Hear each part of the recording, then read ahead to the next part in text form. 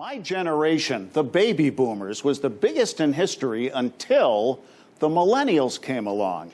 There are 75 million of them. And who are they? They were born between 1982 and 2004, so they're turning 15 to 37 this year. The U.S. Census classifies 1 in 5 as living in poverty and tells us they're half as likely to own a home as young adults when I was one back in 1975. The College Board estimates that millennials carry at least, and this is not a typo, 300% more student loan debt than their parents. And a NerdWallet analysis of federal data reckons that many won't be able to retire until age 75. They're postponing marriage and children longer than previous generations. Meanwhile, the cost of today is going up. Education, housing, health care, you name it. And the social safety net of tomorrow seems dubious. Are they counting on Social Security to be there? Let's ask Kris Ruby, CEO, Ruby Media Group, a public relations and social media agency in Manhattan. Her website is rubymediagroup.com. And we also welcome back Sarah Smith, whom you met here back in May as her ambitious campaign for Congress gave Washington's 9th House District incumbent a scare. Welcome back to both of you. Thank you very much. Hey, about the typecasting, nobody likes to be labeled, and millennials themselves bristle at the term. You both seem to debunk the brittle, entitled caricature. Kristen, where did that stereotype come from? You know, I think the stereotype really emerged from the types of millennials who were their parents basically created this. So the types of millennials who were encouraged by their parents, maybe that they didn't necessarily had to work because they had a support network behind them. Those types of millennials are, of course, not at all the type of millennials who are living at home in their parents' basement because of student debt that they have to pay off. So I really want to make that distinction between the two because not all millennials are entitled. Yeah, Sarah, how about it? This snowflake thing, the participation trophy, it always struck me as a ripoff. Yeah, I'm going to completely agree with you on that one. I mean, I think this idea of millennials as this soft generation comes from the sheer difference that we experience in the two completely different types of economies that baby boomers had versus what we have today. Millennials have such different struggles. We were around during the advent of the internet. IT jobs, office jobs, desk jobs were on the rise for the millennial generation, and it's hard for our parents' generation to reconcile that. So they view it as soft, where we view it as incredibly difficult and taxing. Kristen, one millennial characteristic which does ring true to me relates to work.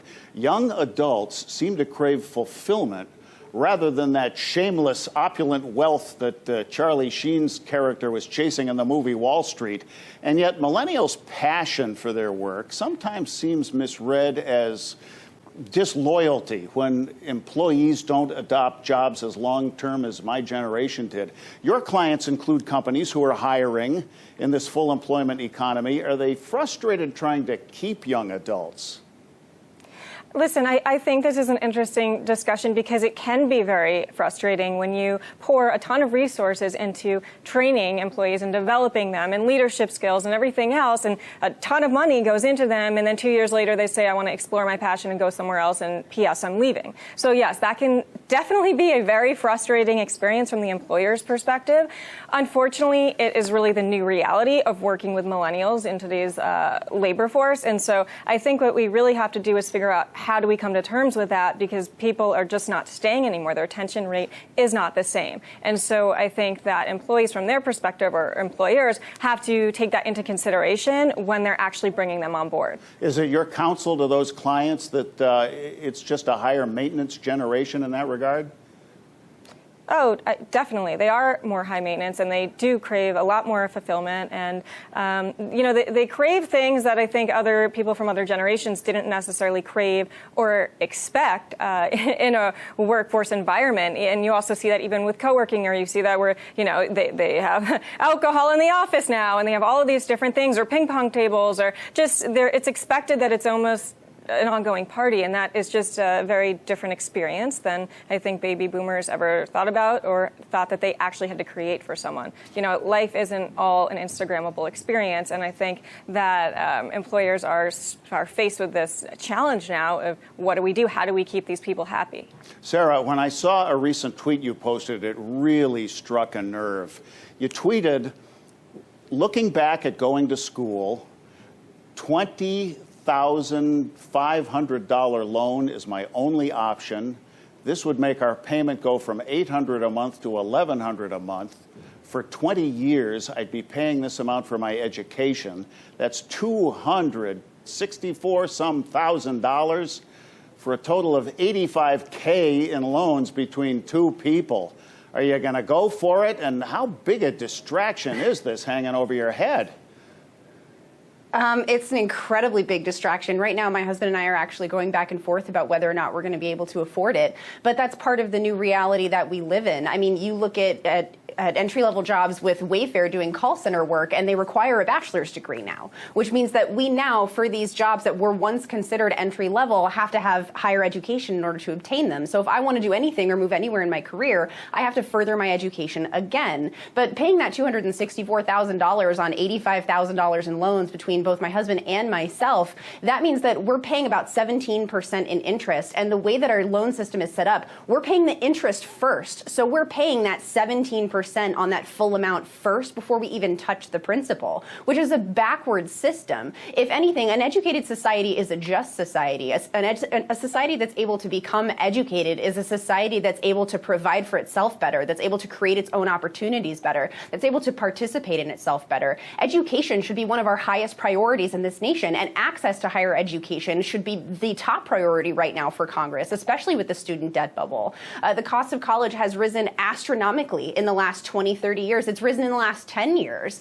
There are colleges, like I went to the University of Arizona, where they actually put a cap so they couldn't raise the tuition again because people were struggling to be able to afford to go to school. And it's getting worse for the generation after ours. If we want to continue to have a burgeoning, productive, prosperous society, we are going to have to make education the focal point. And the best way to make it the focal point is make it reduce costs so people can afford it. I'd like to see debt-free education for everybody. That includes college, that includes vocational school, that includes trade schools. Make sure people can actually choose their destiny without having to come out with this $100,000 in debt over their head where they don't have the ability to wait. They have to get whatever job they can find. They have to be able to pay that bill as soon as they possibly can. They can't afford rising cost of living. Wages are stagnant. They're struggling. 23% of millennials are right now living with their parents because they can't afford to get out in the world. Less than half millennials have enough for a down payment for a home. And they all cite education debt as being the number one thing that's holding them back. We are holding back our own society with this astronomical cost. And for me, it's holding me back in my career. It's holding me back from being the most prosperous version of myself because I don't know if I can afford that higher education because that's a lot of money to spend on $85,000 when I'm going to be spending over $250,000 for that education. It's ridiculous. That is just the kind of stump speech that tuned me into your congressional campaign. Preach it out. Where I live in Rhode Island, they about a year ago instituted free 2 years of community college. And our governor said 12 years of high school, you know, K through 12 just doesn't do it in this economy. And the 2-year community college is a real asset for a lot of career paths. I take it at the prices you're talking, Sarah, you're not going forward with an advanced degree in French literature, right? No, I was looking at doing a bachelor's in mental health counseling and family counseling and trauma counseling. That's what I wanted. I was looking at wanting to do. This is a productive career path degree. This is a degree that matters. There's a shortage of people that are working in this field. It's a field I'm passionate about. It's a field that could yield a lot of prosperity for me and my family if I can afford to get in it. And it's worth pointing out, this is the struggle for me, but for impoverished communities, for communities of color, it's an even bigger hardship for them to be able to come up into these, into these career paths. Sure. And it's something that can't be overlooked in this discussion. Well, marketers are obsessed with millennials for obvious reasons. There are so many 15 to 37s, and because millennial wages have been rising throughout this decade, although their wages still lag the national average, they're rising at nearly double the national rate, yet their spending is chilled by all of that student debt, and as Sarah said, living with parents doesn't make them big household consumers or two-career couples. Kristen, your work is attracting attention to your clients' messages. This forced frugality that young adults live has to make that challenging, doesn't it? Yeah, so I think it is challenging on a number of levels. So on the one hand, I think from a client perspective, right, they have to spend a ton right now in order to compete for the attention of millennials in an oversaturated market, especially on social media, right? Everyone is vying for their attention.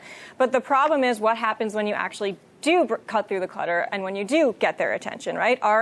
What is the cost per acquisition for those millennials, and is that actually going to convert, and what's the ROI of that? So there is a challenge that no matter what, these people have to spend a ton on campaigns in order to reach them, but there can be a frustration, which is, hey, we spent all this money, but then why are they not converting, which is what you're saying. And so, I think there is a way that you can get them to convert, but I think that millennials, in general, they're trending towards being more minimalistic, right? That is, they are not as interested in possessions as they are interested in experiences. So there are things that they do spend on, whether it's eating out, whether it's wellness, whether it's self-care, or even a ton on travel, right? So like millennials, for example, will spend 127% more on takeout and eating out 5 times a week, right? As opposed to baby boomers. So there are things that they spend money on. It's just how do you reach them at that level? Right. The other thing here is that there's this notion that, people say millennials they're delaying, adulthood. And I think the challenge here is they're not necessarily delaying that. We have to redefine what adulthood actually means for this generation. Adulthood to millennials is not the adulthood that once existed for baby boomers. And if we keep comparing that to the old definition of adulthood, marketers are going to fail. People that are trying to reach this generation will fail because that notion that existed is not the same. Not every millennial necessarily wants to have that family and multiple kids with a white picket fence in the suburbs and own a house and own a car. Makes sense. Thank you, Kris Ruby and Sarah Smith, for returning to the big picture, and Happy New Year.